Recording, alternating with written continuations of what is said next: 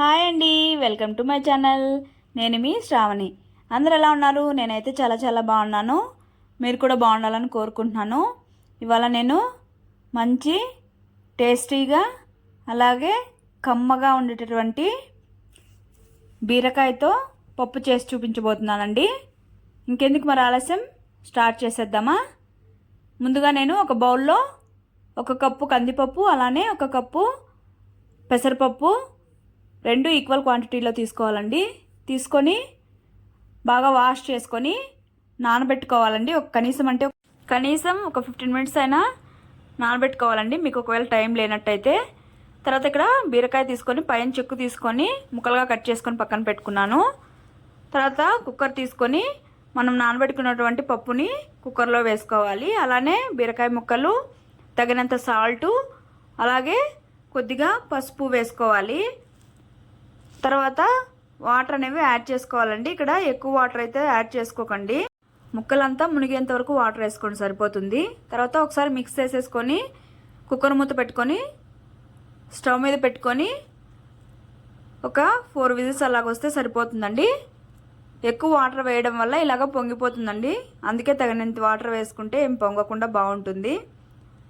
తర్వాత విజిల్స్ వచ్చాక పక్కన పెట్టేసుకొని స్టవ్ మీద పాన్ పెట్టుకొని హీట్ ఎక్కిన తర్వాత కొద్దిగా ఉద్దిగుళ్ళు వేసుకొని లైట్గా కలర్ వచ్చే వరకు వేయించుకోవాలి.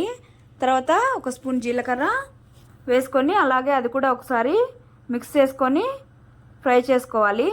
తర్వాత పచ్చిమిర్చి తగినంత స్పైసీకి తగ్గట్టు వేసుకోండి.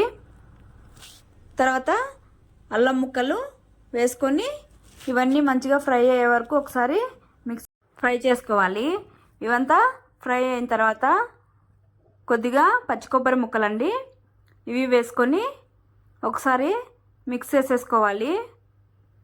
మిక్స్ చేసుకొని పక్కన పెట్టుకొని చల్లారనివ్వాలి. ఇక్కడ స్టీమ్ అంతా వెళ్ళిపోయిందండి. కుక్కర్కు తీసి పప్పు గిత్తితో మరీ మెత్తగా కాకుండా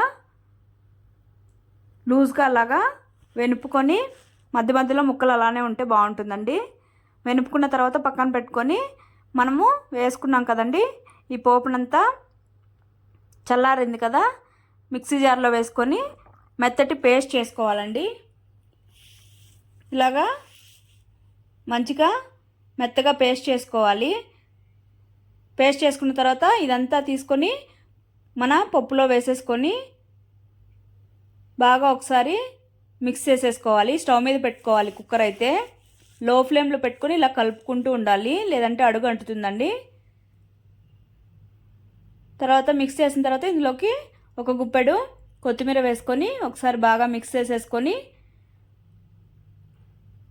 కొద్దిగా ఒక హాఫ్ అలాగా లెమన్ పిండుకుంటే సరిపోతుందండి.